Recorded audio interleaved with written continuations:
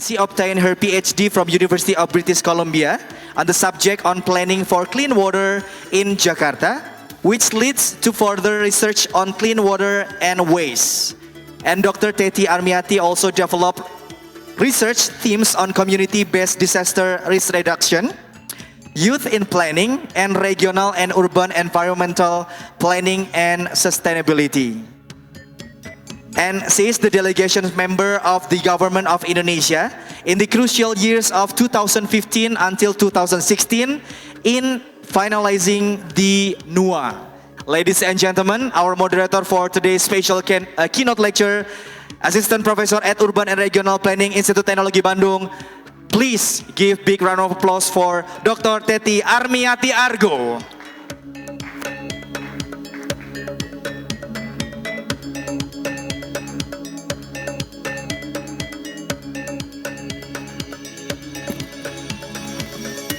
Thank you.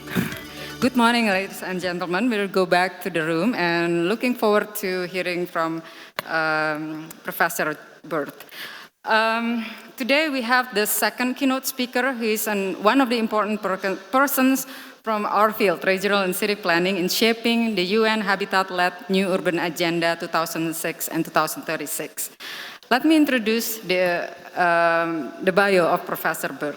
Eugenie Birch is a Lawrence C. Nussdorf Chair of Urban Research and Education and City and Regional Planning Department of the University of Pennsylvania.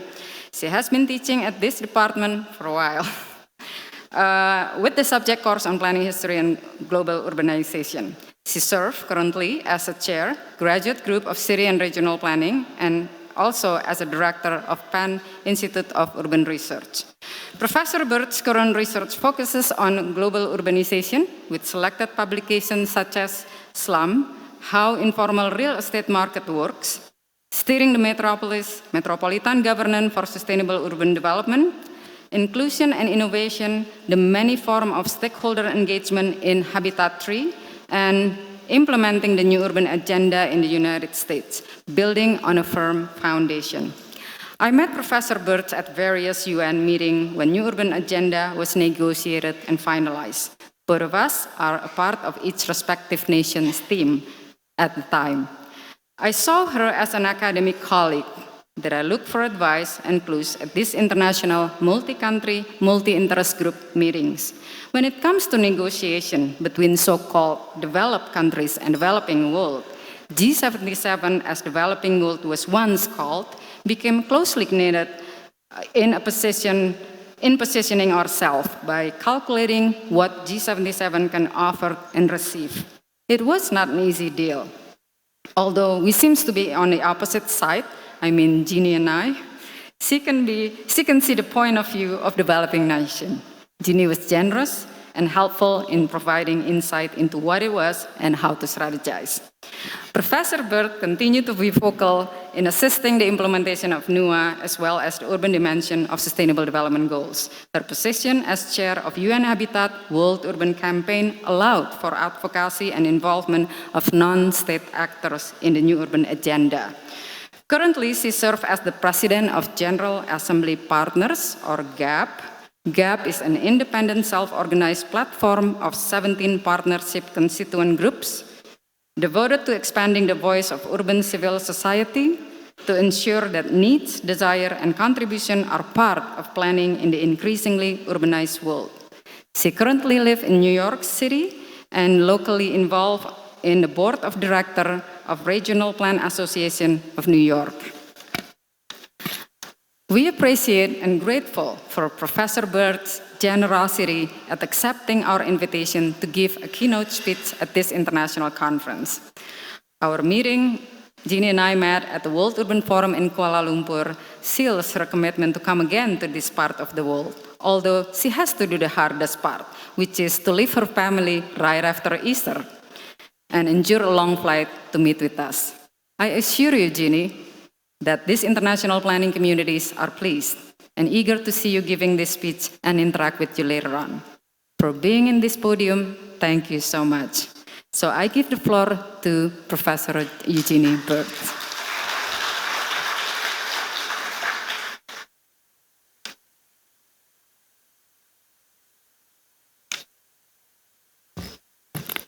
Good morning. It's a great honor to be here. And it's a great honor to be part of this first conference to celebrate the 100 years anniversary. And I know we won't be here for the next 100 years, but it's going to be very, very successful. This is an extremely important conference, and what you just heard was the perfect demonstration of what the hoped-for aspirations are and will be for the global agreements that we've seen the United Nations approve in the past couple of years. And I must say that the work that Tete and Lana Wininyanta did as advisors to the Indonesian delegation in the negotiations for these documents is extremely, extremely important, because they brought the technical expertise to people who negotiate these documents who aren't used to thinking about cities. And bringing the understanding of cities up to the national level is extremely difficult, but also extremely important. And I reiterate that my talk actually will provide the background from what you just heard from the minister as a perfect demonstration of how to think about how to take and localize global agreements. So today, what I'd like to do is to talk about infrastructure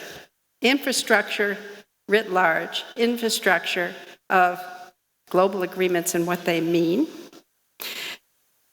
In particular, what it means to get 193 nations to agree on anything. I think you have to keep that in mind when you think about what these documents do. They're aspirational documents, and they're documents that are meant to be taken home and interpreted. I also want to discuss the actual infrastructure of the jigsaw of the international agreements. They're developed to frame the global development structure, but must be pursued by all nations according to their own determinations. And lastly, I'd like to provide some thinking about what localization is within this aspirational framework to help the players, this audience, who really will be able to take up these ideas. You've already heard how the national government is taking up these ideas, but you also heard the great plea for the research and for the multi-stakeholder partnerships that will be so important to take what we just heard and turn that into action. So the first thing we want to do is to understand how we even got to the fact that the United Nations would think about cities and human settlements. You have to remember that the United Nations was created in 1947 principally to promote peace and avoid conflict. And within that construct, thought about economic and social issues primarily for that goal, and primarily created an organization that was for heads of states, state foreign affairs departments, to talk about global issues of peace and conflict. And when they wanted to talk to experts around the areas of economic and social activities, they could consult with them, but they always reserved for themselves the decision-making power. And I think you have to remember that when we think about how these global agreements that we'll talk about today evolved. Because in the end, they are the sole decisions of the nation states. The nation states make commitments to do certain things, and that's where the negotiations get difficult, because once they sign a global agreement and make a commitment to do something, that means that you and I can go home and we can say, all right, you committed to this. What are you going to do about this? So the nation states are extremely careful about what they commit to, and I think we have to keep that in mind as we go forward, but also watch over time what's happened with regard to the participation of stakeholders, non-state stakeholders, in the processes that come to make these decisions. Now, our subject today, of course, is cities, and this is just a brief assessment of what's happened with habitat over time. You should remember that the first Habitat was held in 1976, and it was a partner to the earlier Conference on the Environment, the Stockholm Conference in 1972. The 1972 conference was meant to deal with planetary environmental issues, and the Habitat Conference was meant to deal with earthly ones. And that separation has continued through to today. However, these two areas have merged together, as we've seen in the previous talk and we'll see in the future. When the first Habitat Conference was held, urbanization was very low, relatively, around the world, and cities were seen as out of control, unmanageable, and places to be managed but not allowed to grow.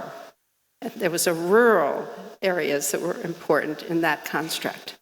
Over time, as you can see, urbanization increased, and the interpretation of how cities and human settlements would be built into the development framework changed. By the second Habitat Conference, the focus would be on housing, solely on housing. Cities were important, human settlements were important, but it was really housing. A single approach became the emphasis of the United Nations and the entity that was evolving and created to deal with this, which ultimately became UN Habitat through various deliberations of the United Nations. By Habitat 3, things had changed. They changed, you heard it this morning. Cities can be engines of progress if they're well planned and well managed. And that became the mantra of how to think about the agreements that would come forward. If you go back to Habitat 2 and read the Habitat Agenda, you will see that it's a perfect document. It mentions everything that we should be doing. No two ways about it. It could have been written yesterday. Did we do it? Not much. So when we came around to Habitat 3, the decision was made. Of course, we have to recognize all the things that go into sustainable urbanization, but we have to be focused. We have to be focused on a few items and make sure those critical, strategic things happen if we think we're going to create sustainable urbanization. Now, how did this document get created, the New Urban Agenda?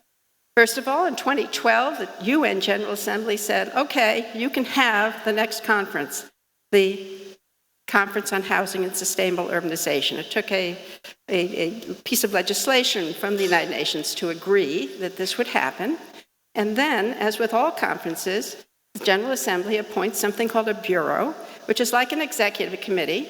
There were 12 member states, and the member states of this bureau would control and manage what would be the contents and what would be the procedures for participation for non-state stakeholders and so forth in this whole process. And they also appointed a secretariat who was in charge of operationalizing it all. In the modalities for the Habitat 3 conference, there were two official inputs that were written into the General Assembly legislation. One set of inputs was something called the policy unit papers, or the policy units, and the second set of inputs were the regional and thematic conferences. If you go back to Habitat 2 and Habitat 1, those documents were written by the staff. They were not written by civil society people. They weren't written by stakeholders. There was some stakeholder consultation, but not very much. This time, the thinking was that if we're going to implement something that we call the New Urban Agenda, we better involve more people in it. This is basic planning 101. You've got to involve the people in these decisions. And so they crafted this structure, we'll talk about in a minute, to do that. They also incorporated public hearings. Who ever heard of that at the UN? You hear about public hearings in a city. You certainly don't hear that at the UN. But once what they call the zero draft was created, I think Teddy worked on that, the document was circulated to the member states for their comments, but also to stakeholders. 4 days of public hearings. The first one was public hearings by local and subnational authority, and the second was by the non-state stakeholders run by the General Assembly of Partners. After that, there were meetings with the co-facilitators. When the document like this gets written, basically the Bureau appoints people to write the document. In this instance, there was a little bit of political back background and all of this, so they brought in 2 ambassador-level people to write the document, and the 2 co-facilitators continued to meet privately, not privately, but individually, with the General Assembly of Partners and other stakeholders to get more feedback on the document. Fast forward to Surabaya in July before the conference. Next draft appears. Intense negotiations. The negotiations actually, it's very interesting, focused on 2 items. They focused, number 1, on this concept of the right to the city, and number 2, on what would be the eventual organization of the agency or the program to carry out the New Urban Agenda, and that's UN Habitat. The majority of the document was very, very technical. If you read it, you will see. No member state, with the sole exception of 1, asked about or dealt with anything in the matters that we all are expert in the housing, the transportation, all the issues that we know about. Never touched that. And then finally, the document gets settled with a little more negotiation in New York City and ultimately goes to Quito. And then once the member states there approved it, it went to the General Assembly, where it became a piece of legislation in the General Assembly and is now the document that we know. So let's see about these 2 inputs, because it's really important to understand that this was not a document that was written by 2 people. It was a document where the actual wording that came out of these policy units went into the document itself. It may have been edited a little bit, but the wording went into this. And the policy units were conceived as having, first of all, more than 40 UN units, agencies, and programs contributed to 22 papers. These 22 papers dealt with the 6 issues that you see here, the major issues that might deal with sustainable urbanization. And then the member states and other civil society organizations were asked to recommend 200 experts or 200 people coming from grassroots, coming from professionals, coming from member states' interests and so forth, to take those papers, synthesize them into these 10 groups that you see here. And those were called policy unit papers. Those were given to the member states, given to the Bureau, cut up, and put into the document. The second set of official inputs, and they're very particular at the UN about official inputs. It's not you and I can go in and say, hey, you ought to do this. They have a format for doing this. It's all very formal. And these were the 11 regional and thematic meetings. Regional meetings were organized by the regional commissions in the United Nations. Those are illustrated in blue here. And then localities, local governments, and other groups organized the remaining 7. Each one of those had a document that came out of it, and that document, the words of those documents, again, were put into the New Urban Agenda. And you can see the nature of the topics that were dealt with, and they conform to basically the interest of creating sustainable urbanization. More than 100,000 people participated in the creation of these activities. Once these drafts were up, by the way, of the policy units and of the regional thematic conferences, there was a digital ability to make comments as well. Doesn't want to move. Whoops. So out of this came 2 very interesting things from the stakeholder point of view. I didn't tell you, but at Habitat 1, there was an alternative conference that was held many miles away from the regular conference. It's very famous because it was sort of a hippie, sort of a Woodstock of urbanization, where Pierre Trudeau, Margaret Mead, Buckminster Fuller all came, and they talked about cities and so forth. None of this got into the document, but it's famous for having assembled all of these people. At Habitat 2, the United Nations suddenly realized that maybe you should think a little bit about stakeholders, and said that there would be a separate stakeholder conference, but the reports on that separate stakeholder conference didn't go into the final draft. They were reported after the final draft was passed. So this third session, as I just explained, was much more participatory in terms of including stakeholders. And stakeholders got smart and got organized too. You can't have a single voice of a few people talking. It's better if you have platforms. So one of the most important platforms that was created was the Global Task Force on Local and Regional Governments. Represents 250,000 local governments. And they, as I said, organized the public hearings. They were very vocal in participating in the inputs that we talked about. And at Habitat 3 actually had a global assembly of local authorities. They did the same thing at the World Urban Forum as well.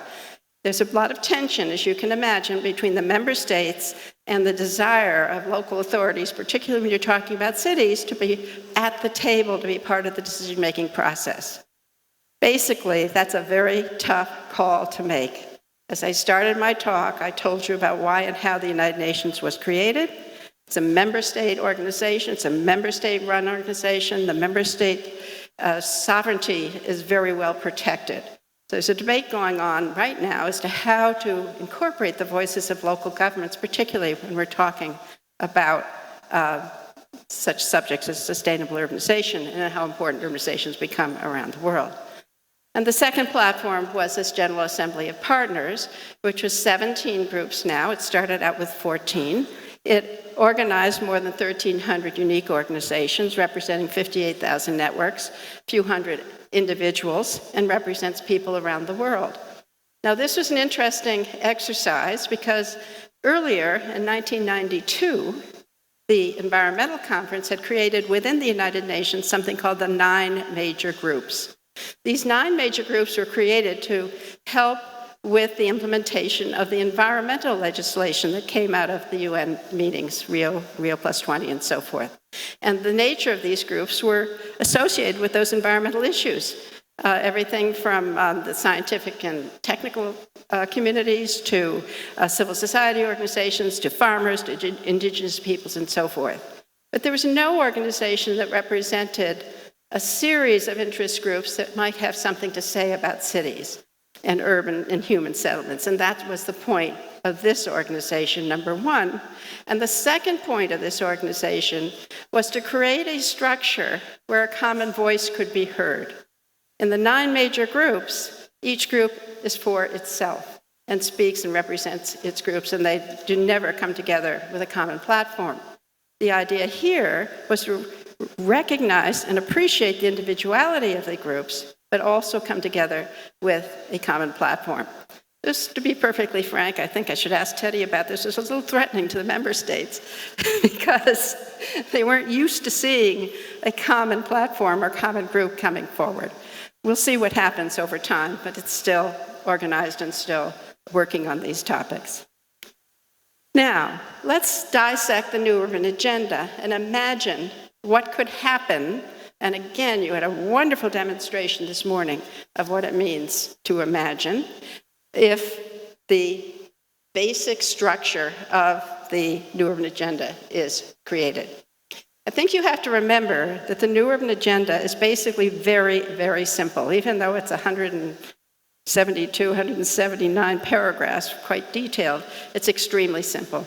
It's organized basically with 3 basic commitments. Leave no one behind, that's the poverty issue.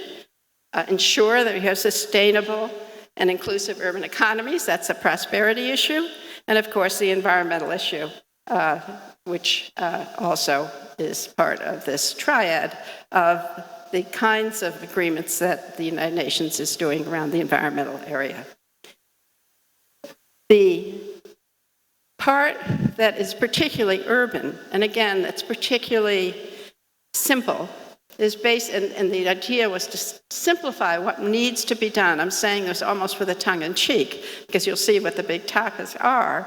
If you could achieve these 3 things, then you'd be well on the road to sustainable urbanization. The first thing is you've got to have the urban governance structure built. And this means a structure that ranges from the national government down to the local government. You heard this morning the minister talking about what the ministry's ready to do, talking very persuasively about the necessity of thinking about metropolitan areas, talking very persuasively about how to create new financial instruments to make sure that these could happen. But before any of this can happen, one needs to have the assurance that what is called subsidiarity is being recognized, that the level of government that's most appropriate to achieving or doing a particular function is doing it, and that the legal framework is in place. Legal framework about property, legal framework about contracts, legal framework about corruption. When you're talking about big infrastructure development, I don't think I need to say more here. And you need to have something called national urban policy. Secondly, very simple, plan and manage urban spatial development. Just do it, okay? Again, you had a wonderful illustration of the thinking behind that here in Indonesia. And lastly, what they call means of implementation. This is UN speak for a catch-all topic, which has to do with knowledge sharing, which has to do with capacity building, and which has to do with finance. So simply speaking, if you do these three things and get them right, you should be able to achieve what's needed. Now, simply speaking is not necessarily easily accomplished. So just in summary, 3 commitments, 3 implementation elements. Okay, so that's the new urban agenda. How does this align with everything else the United Nations has been doing in the past 2 years? First of all, one argues, and I think can successfully argue, that the new urban agenda, if you read it carefully, you'll see this, and I'll demonstrate this a bit in a minute, is really a roadmap to the achievement of the other agreements that have just been accomplished.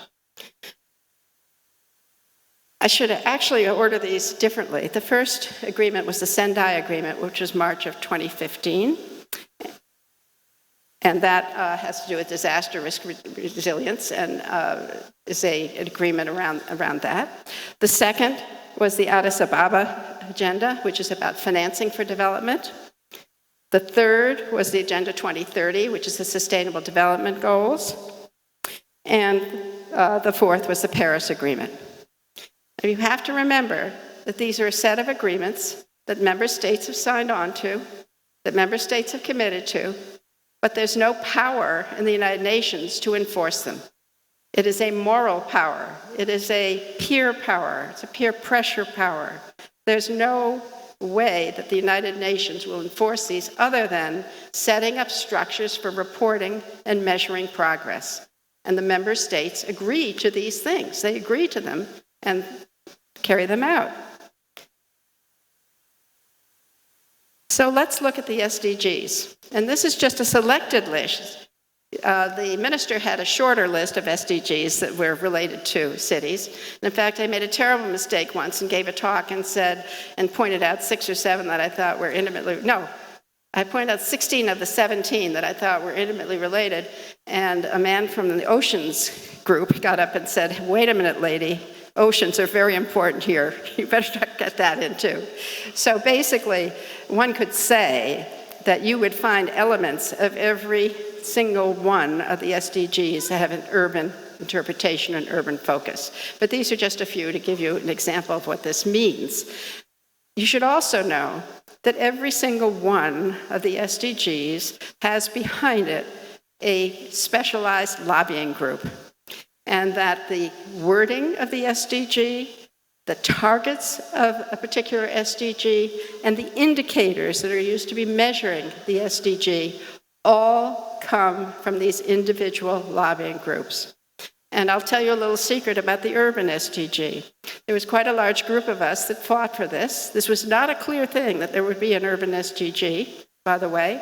There were many countries, including my own, during the process to develop the SDGs, that would get up and say, we're not sure about whether we need an urban SDG. In fact, we think you can take housing, you can put that up in poverty. Transportation, why don't you put that over in economy? Planning? We don't need that. And so on and so forth. They weren't sitting on the fence. They were actively fighting against it.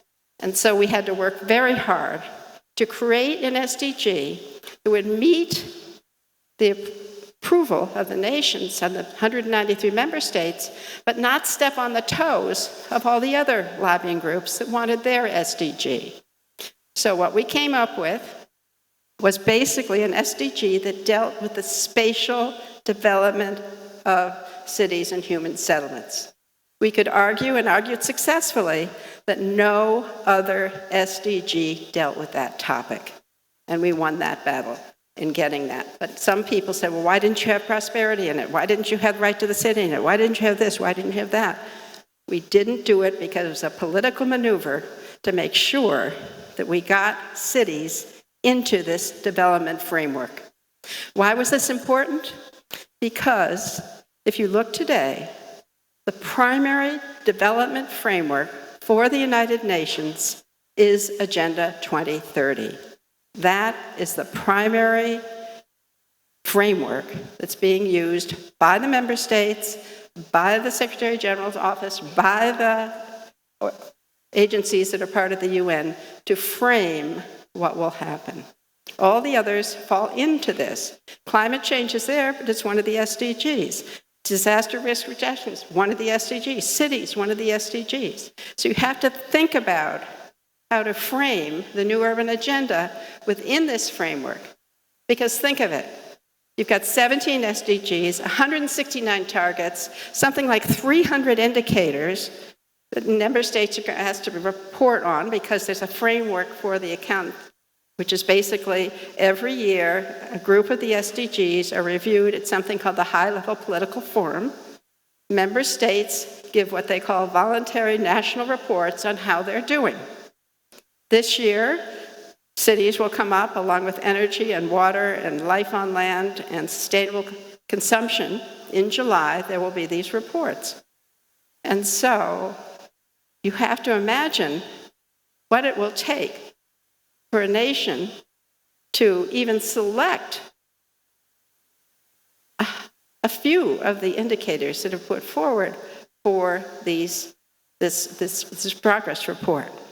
And I thought it was extremely illustrative this morning that we heard that at the national level, your minister is fighting for a sub-national statistic that will be more realistic in interpreting and understanding what is happening in the urban environment in Indonesia. Now, I don't know how many of you have worked with national statistical offices, but to move them to do something different is a major activity. And so this is a very brave and intelligent proposition that the minister is putting forward. And when we talk about these frameworks, these global agreements, they're aspirational, but they are and have the ability to give and empower national leaders to do what you just heard this morning. Push that National Statistical Office to collect some data. And it's going to be even harder, by the way, for the urban SDG, as we'll talk about in a minute. Now, the urban SDG, cities inclusive, safe, resilient, sustainable, has these seven targets. I don't think I have to go over them in great detail. And I explained how the basis of them being spatial activities. But let's take a minute and examine this alignment that is and can occur with some of these pieces. So the first one is on housing. And the selected indicator is what you see there, the percentage of urban population lives in slums and informal settlements. That was decided upon, by the way, when they were passing the SDGs, the member states said they would not pass them until they had an idea of what the indicators would be. The Statistical Commission thought they could sit back and wait till they were passed and then come up with that, but no, that didn't happen. So there was a lot of negotiation around that as well. And the selection of indicators is also an incredibly complicated matter. Complicated because sometimes there's data and sometimes there isn't. And we just heard about how you need to push national statistical offices to do things, and particularly for the urban SDG, how many member states know how many people live in slums or informal settlements? I bet you can count them on one hand, if that. So you're asking member states, because it's the member states, not the cities, that are going to report, to collect data that doesn't exist. At the same time, in the New Urban Agenda, there are 14 references to housing, and they deal with basic services, they deal with finance, they deal with building codes, they deal with land tenure, because these are all the elements that are going to allow the access of people to adequate housing. You've got to have all those details that will allow this to happen before you can begin to count how many are in this informal settlement situation. Let's look at the transportation one, because that's really an interesting one. The transportation lobby was very hopeful that they would get an SDG. When they saw that they wouldn't, they divided their efforts, and they went to the infrastructure SDG, and they went to the urban one. And they were very active in determining the wording of safe, affordable, accessible, sustainable transport, improve road safety, expand public transportation, and pay attention to vulnerable people. Every word has meaning for those who were supporting this. They could have picked any number of indicators for this particular SDG, this target. Again, this is an aspirational indicator. This is an indicator that asks the nations to do what you just heard the minister say needs to be done here in Indonesia. We're not going to deal with congestion, he said, unless we deal with public transit. And boy, if you do, he's going to be pretty proud when he goes to report the national report at HLPF and can say, we just increased our public transportation accessibility by X amount. Going to be pretty happy about that. So again, why do we have indicators? We have indicators so that there's some modicum of accountability. Without those indicators, who would know what was happening? You just have a lot of words. But to pinpoint particular things, again, aspiration plus accountability is what's in play here, as well as the ability to count. You can count how much public transit there is. It'd be very hard to count some of these other things.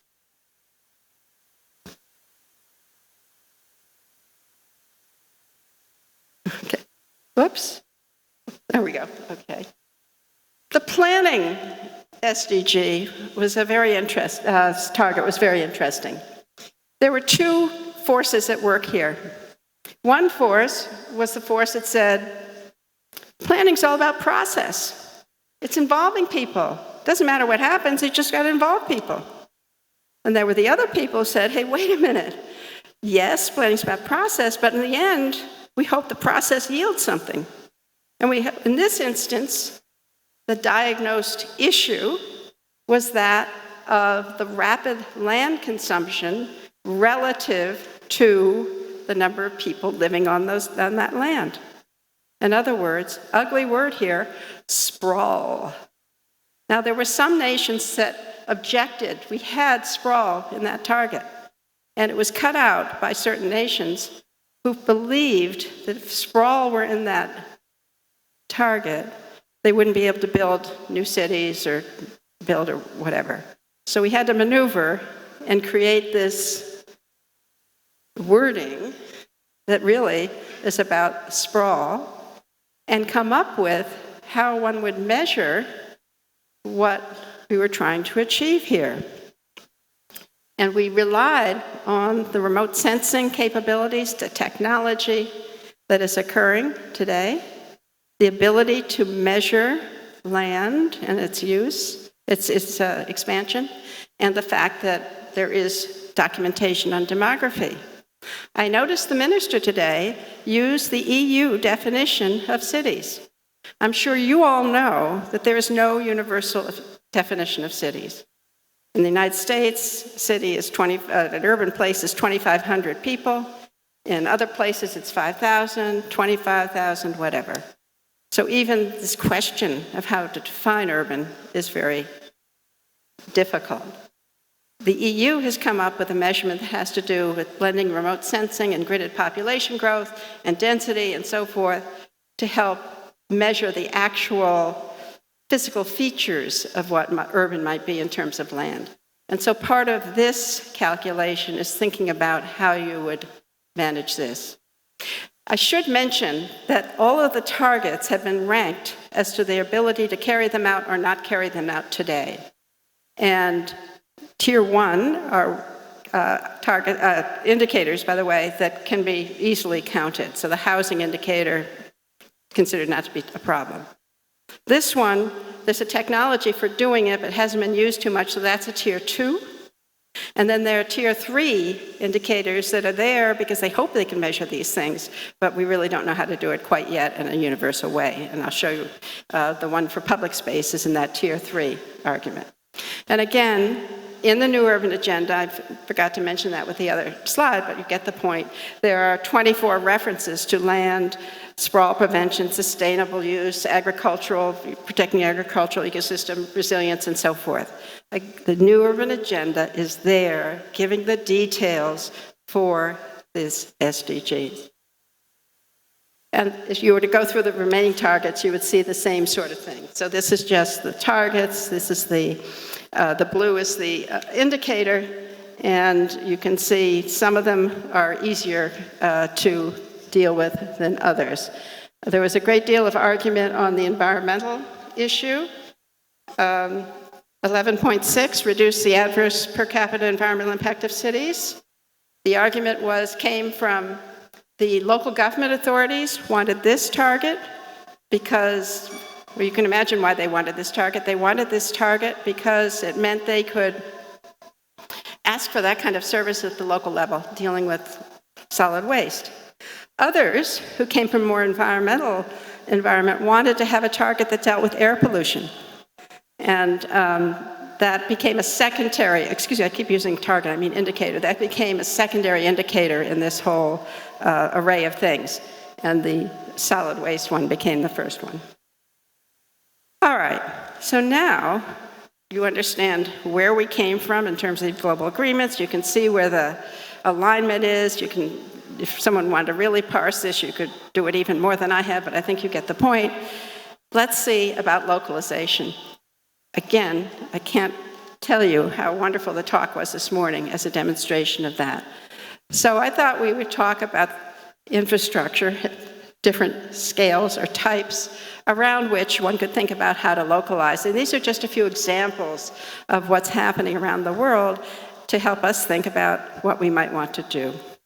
So today, the wording that enlightened people are using, I don't know how to describe this, but there's been a real problem with vocabulary as we describe human settlements. And one of the real problems with vocabulary is the use of the word the rural-urban divide. Well, we all know in this room there's no such thing as a rural-urban divide. People live in rural areas, they live in urban areas. There's a continuum that gets you from one to the other with different kinds of qualities. Urban people depend upon the rural people for food, for water, etc. The rural people with technology today are sometimes as urban as the urban people. Health comes from the urban areas, and so on and so forth. So I think you get the point. So the phraseology that is being used is something called balanced territorial development, how to think about how to do that. The second is, we could talk about is affordable service land, very critical for the spatial dimensions of the New Urban Agenda and the SDGs.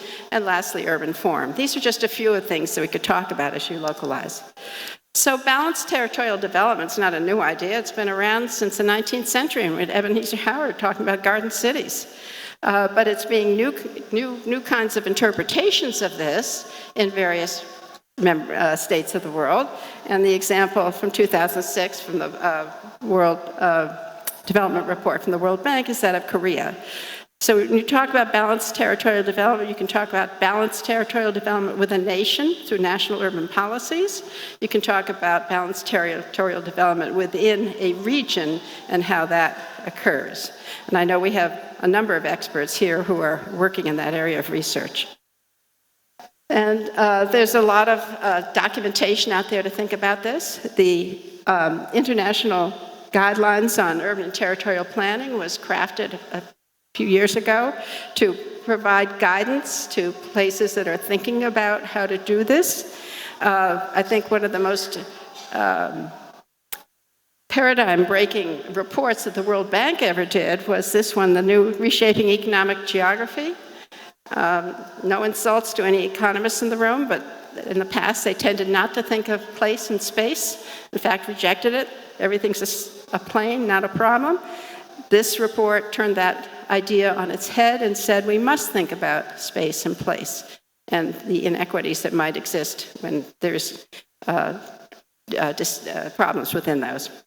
And these are the kinds of keywords that are being thought about in terms of balanced territorial development, how you work out the decision-making process, what the goals are, the various spatial visions, what kinds of policy principles and tools you can deal with, the institutional regulatory procedures, participatory mechanisms, and the need for both vertical and horizontal integration. That is, break down the silos across governmental agencies. When you're talking about balanced territorial development, you can't talk about housing here and transportation there, environment over there. It's got to be integrated and integrated up and down. Again, you saw a demonstration of this morning with the minister and this kind of thinking. Very, very good. So different kinds of scales, different kinds of purposes when you talk about this. Everything from the global regional scale right down to the city and the neighborhood. So balanced territorial development at the global and regional scale, everything from boundaries, I think we're talking about transnational boundaries here, dealing with economic trade and so forth, to this little map came from, again, that World Development Report on the left down here. It's showing all those colored little bars are obstacles from getting from one point to the other, whether it's the customs, whether it's some sort of stop that you had to make. You're basically talking about how you need to deal with, and these are cross-boundary, cross-national boundaries that they're showing that. At the national level, example here is Colombia. Colombia is particularly interested in balanced territorial development because of its civil wars that it's had. And it has a national development plan that it created. And it discovered, of course, that if it wanted to have its balanced territorial development from national urban policy down to local, it needed some information. It turned to the World Bank to get some funding to do, number one, get a database, to create a national cadastre. They didn't even know what land they had. And so they're working on that. And secondly, they didn't have the institutional structures to deal with this balanced territorial development at the local and sub-regional levels. So they're working on that. Then we can talk about mega-regional development. Again, we heard about the mega-regions here, and this is a movement that is sweeping the world and thinking about a larger scale and what's needed to be done. We have China, of course, that is working on a variety of issues in this regard. I talked to the dean this morning about this. 3 big areas around Shanghai, the Pearl River Delta, and of course around Beijing. And he was telling me about the distinction between the two kinds, top down and bottom up. So lots of thinking about that. In the United States, we're not used to thinking about mega regions, so we started thinking about them in the academic world. And lo and behold, that was in 2004. Lo and behold, about 15 years later, 12 years later, the Department of Transportation, US Department of Transportation, is now using the mega region framework to think about how to think about transportation policy.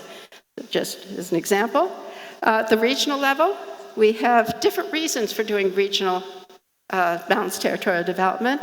The top, we're looking at Kenya. Kenya has about 1 million refugees at its border in a very, very poor area.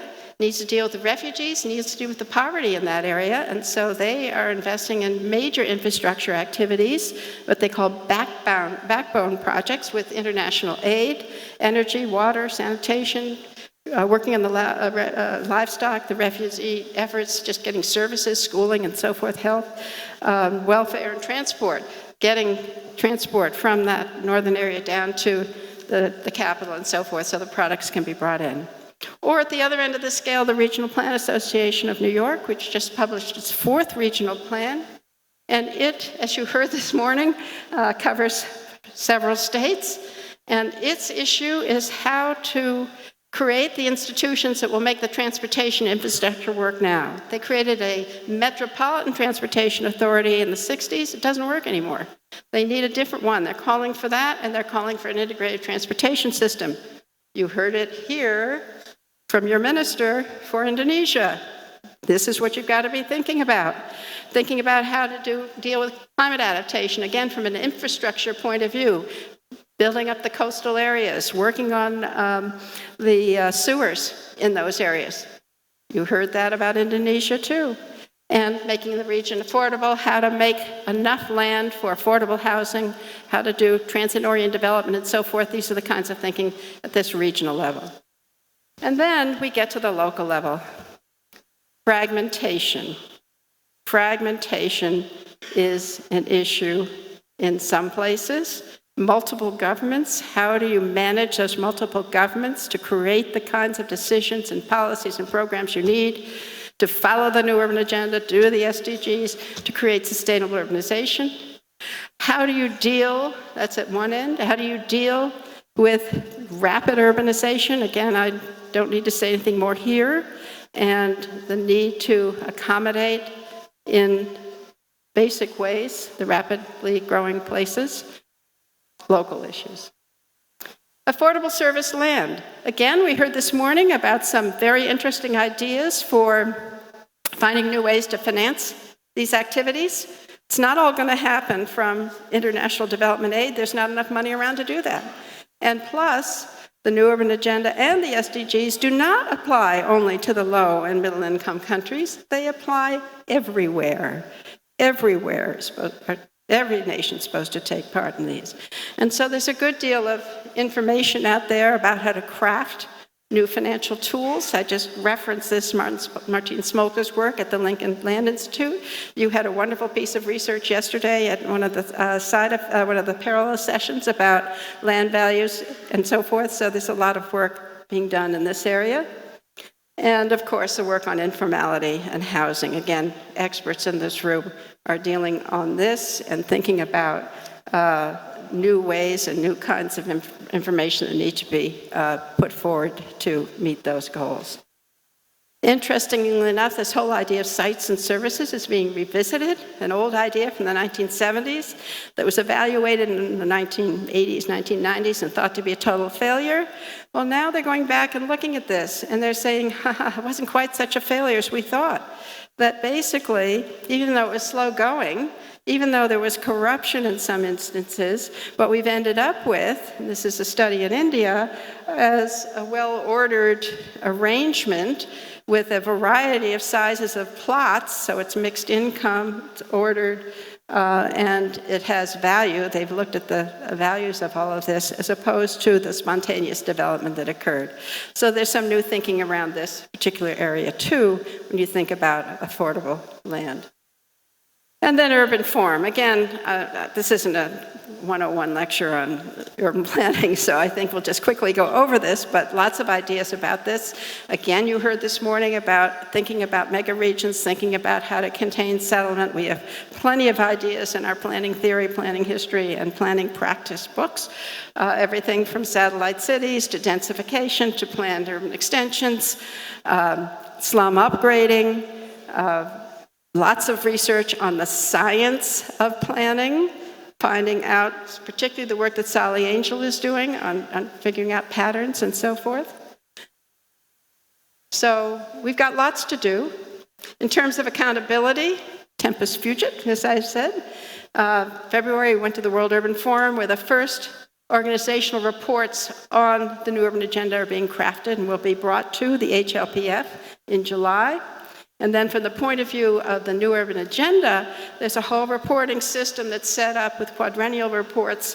They're creating, as I said, the means by which to get information into them, Keto plus 10, and then we are at Habitat 4 in 2036. So where will you be? Where will you be?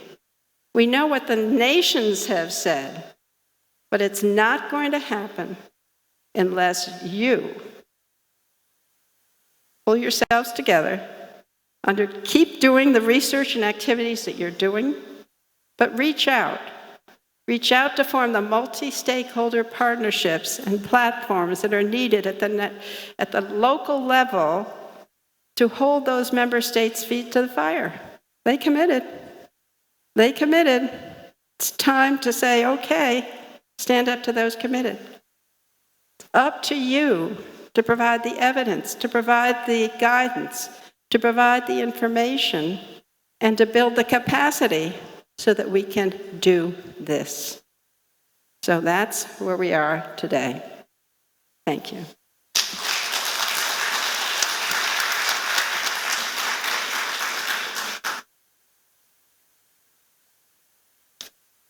Sir?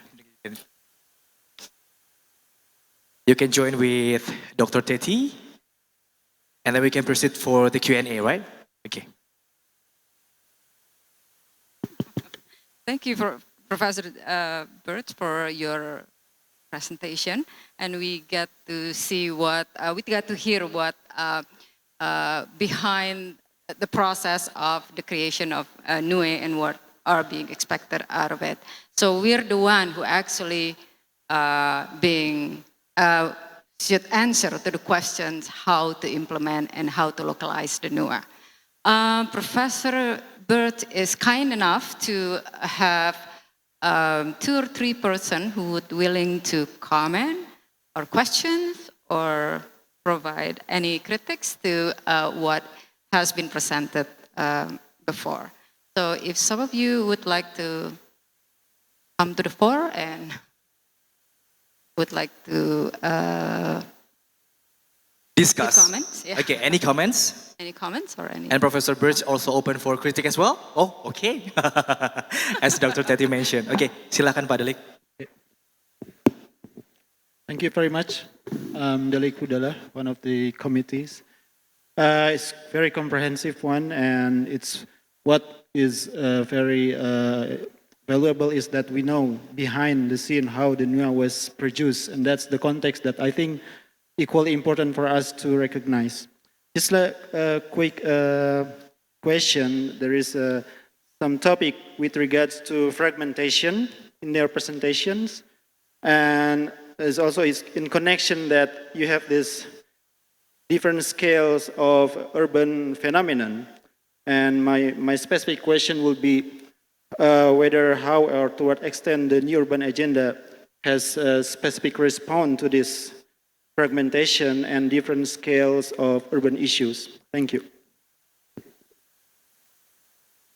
Could you restate a little bit more of what you just asked? Can you elaborate more on the issue of fragmentations and also a different scale of urban issues?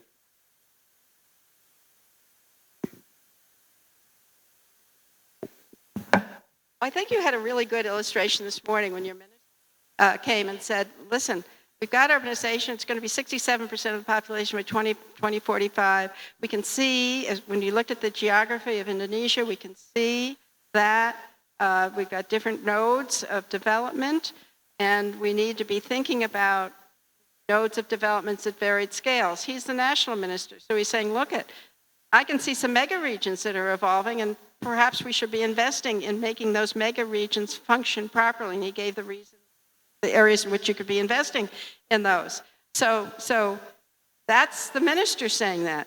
Now he's going to ask you to go into those localities and convince those localities that metropolitan governments, basically, and metropolitan arrangements is a good idea.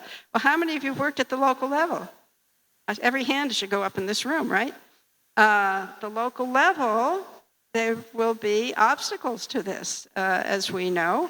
The job is to, from the point of view of where we're coming from, if we believe that this is inevitable, if we believe that a mega region solution to things like water and transport and maybe housing need to be taken beyond the municipal boundaries, then we need to engage in the research, the discussions, the capacity building to make this happen. And that means dealing with the fragmented governments that exist at a very local, almost block-like neighborhood level, to listen to what the concerns might be, to address what some of the issues might be, and certain problems cannot be solved at the block level. I mean, that we have to accept. Certain problems have to be dealt at a higher level. So bringing that realization to the appropriate level is a task. I remember about when in a meeting we were talking about what is the role of local government within this, because basically when we are there we represent state level, so and cities, the institution that we dealt with is at the local level, but then there are some issues and some position where the local level, the capacity of local level might not can be used to fulfill some of the promise or orientation that we outline in the NUA, for example, such as polycentrism or compactness, and also the one that you were mentioning about transportation system. These days, we probably no longer just talk at the metropolitan level, but also at inter-region or regional level. That's one of the things, I guess, to help out. Any other? Or maybe just one last question. Okay. Last question. Professor Chao-Min from Tung Chi University. Thanks. A lot of information. We need a lot of time to absorb what you expressed. And my comments or my thoughts is something about the new urban agenda. What is the new?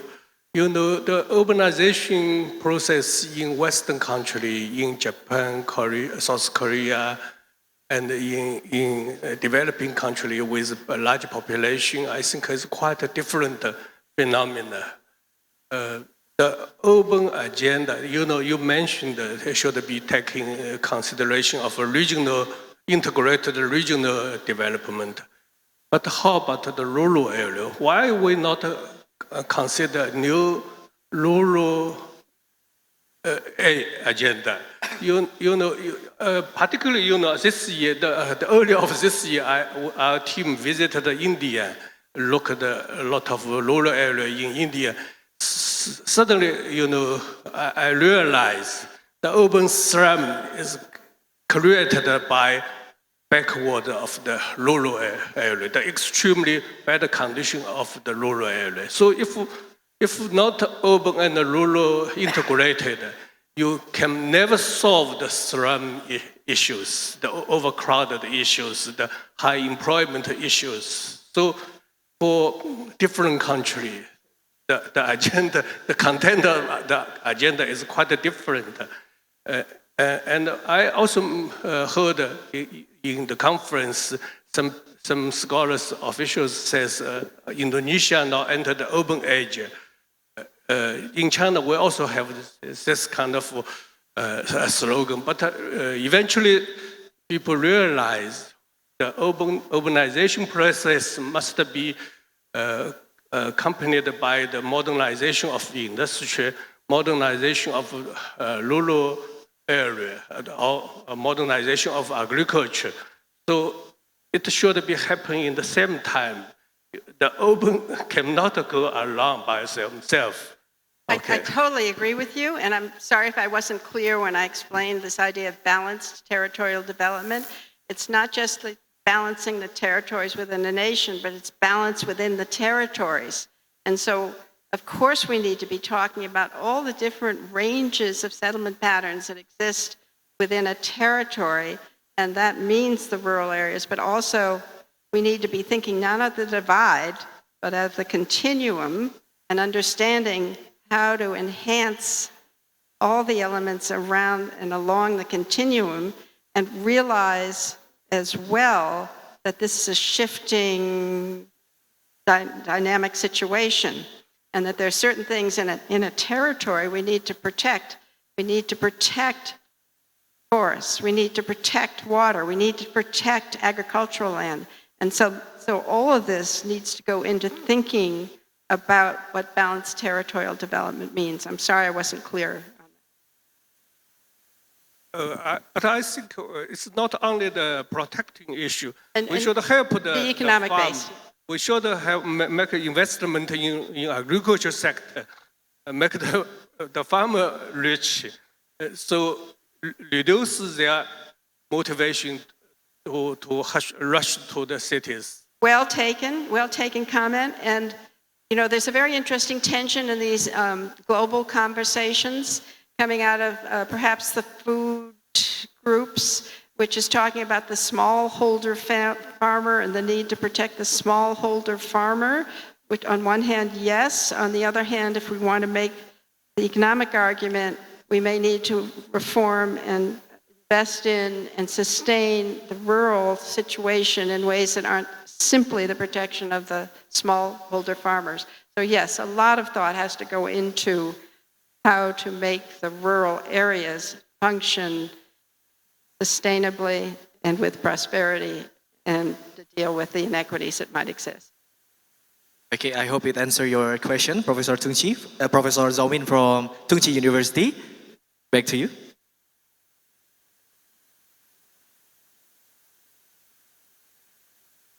Are we? We're running out of time, actually. Oh, so we're probably in the end of our session right now. I guess some of you probably now become anxious about the presentation and would like to ask further. We encourage you to meet with her in the informal setting later on, and she will gladly talk to you. And I would just give you some highlight from her presentation. How the process of creating NUA, it's actually a process where we learn about planning, where there is so-called Planning 101, where we involve people so that they can get involved also in its implementation, and there is kind of a town meeting style that has been exercised at the global level that allow groups to engage, and also the fact that we now see the connection between SDGs and NUA, that we see NUA as a type of SDGs that deal with the spatial arrangements of urban area. Would that be a bit correct? Yeah. But, and then we now also see that UN rely on primary development framework based on SDGs. So the way we work in order to implement NUA is in putting them in a context of SDGs. And in the end, we also start to see the battle between planning approach as a process and planning approach as an end that has to have an end, that in the end